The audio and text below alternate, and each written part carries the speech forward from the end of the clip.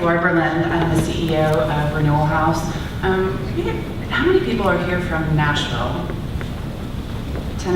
Outside of Nashville, but still Tennessee? Okay, and then outside Tennessee? And then how many folks are either familiar with Renewal House or another family-based treatment program? Okay, we're coming up on 20 years, and we have both outpatient and residential services, but we are most known for our residential program. So from the very first day our doors were open, pregnant women and women with young children were allowed to come and seek not just treatment for their addiction, but support in all the other areas of their lives that contributed to them ending up pregnant or with children in an addiction problem. So we have a licensed outpatient treatment program. We actually have a track specifically for pregnant women where we dive deeper into the issues that impact them. We have case management services. We have life skills, learning how to budget and keep a home and keep a calendar and make appointments for doctors and with teachers, all of those pieces. Then we have an entire children's program dedicated to the kids. The children who are in our program are aged 0 to 10. We do that largely because we are not outfits who deal with adolescent issues. So from the very beginning, from day one, whether she's pregnant or learning to parent an older child, we're working with her on a one-on-one basis, addressing whatever deficits she has in that area. We also provide housing as part of this. Most of the women who come to our program, 100% of them have an addictions disorder. Almost 100% of them have a co-occurring mental health issue.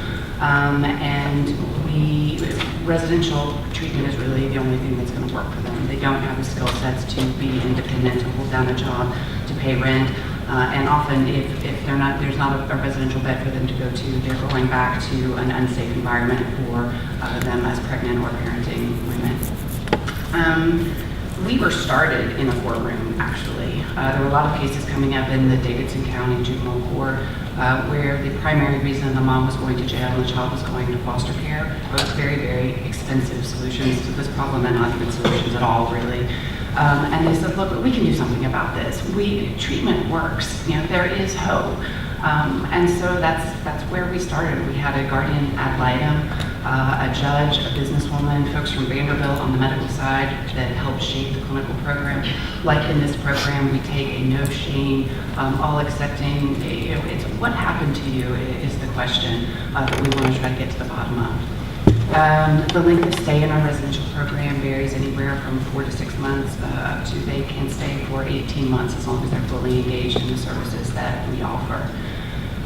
In the last 6 years, we've really built out both our children's program and our on-site mental health services, realizing that these families are so vulnerable that they fall almost in any crack in their path in any given day. Whether it's transportation, a domestic violence situation, poor social interpersonal skills, anytime that we can do something on-site, we do, because that helps make sure that they get the services that they need. We have a very, very substantial relationship with the Department of Children's Services in Tennessee. We work very closely with them, whether it's a mom who is at risk of losing custody of her children or has already lost custody and they want to be on a reunification path.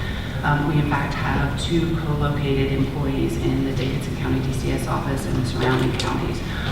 That person is there as a resource largely to the caseworkers, the frontline workers at DCS.